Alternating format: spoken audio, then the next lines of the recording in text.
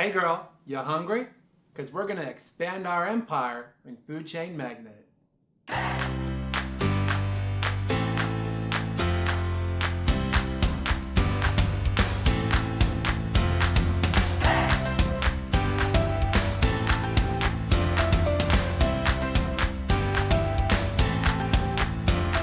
Food Chain Magnate, designed by Splatter Games, which, by the way, their logo is an otter juggling dice. It's so cute! Anyways, the game is not as cute. It's a bit ugly and could use a makeover. It doesn't even have any art on the back of the box. However, it's still a meaty beast of a game.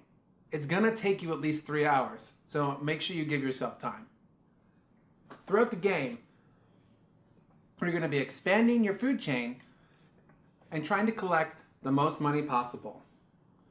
One of the most interesting and cool mechanics about this game, and it's won a lot of awards for it, is the whole career path mentality. You're going to play down your CEO, which can have 3 cards attached to him. It's going to be one of these 3 most likely in the beginning of the game. Then you can expand your cards, get more junior vice presidents, a vice president, senior vice president, and stack up cards upon cards. This is like kind of family expansion in a Euro type of sense to give you more actions. All these actions allow you to market, create your burgers, your pizza, go collect your drinks, and sell them off. The first person to do a lot of things is going to get bonus rewards. Watch out for these because they're going to nip you in the butt if you don't get them.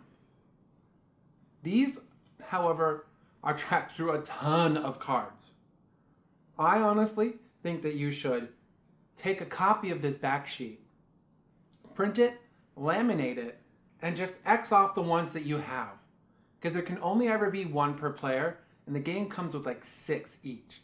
Another piece of customization I did for this game is print out these cool little houses. Because the board is so bleak, I printed out houses that I intend on painting later to use in place of the house tiles that go on the board, as well as the parks that you can put onto them. Another thing that you can do is give yourself a card layout mechanism. A lot of people make these out of cardboard or foam core, or they get like a broken token insert. I 3D printed mine, and I can use these inserts in different types of games. So they sit on my shelf, and anytime there's going to be a lot of cards on display, I can pull off one of these inserts, because they're stackable, and put it on the table and save some space. However, this game is incredibly unforgiving. They even tell you in the rule book. They even give you some beginner type of guidelines, and even following those, you could fall behind against seasoned players. I felt that this game has a huge runaway leader mechanic in it, where I can never catch up. Someone might be $200 or $300 in income a phase ahead of me, and I'm like, well, the game's gonna end because the bank's gonna run out of money, so why should I bother? As well, the game clock is determined by the amount in the bank. This is really random because the players at the beginning of the game are going to choose what amount of money they want to put into the bank when the bank runs out of money for the first time. After it runs out for the second time, the game's over.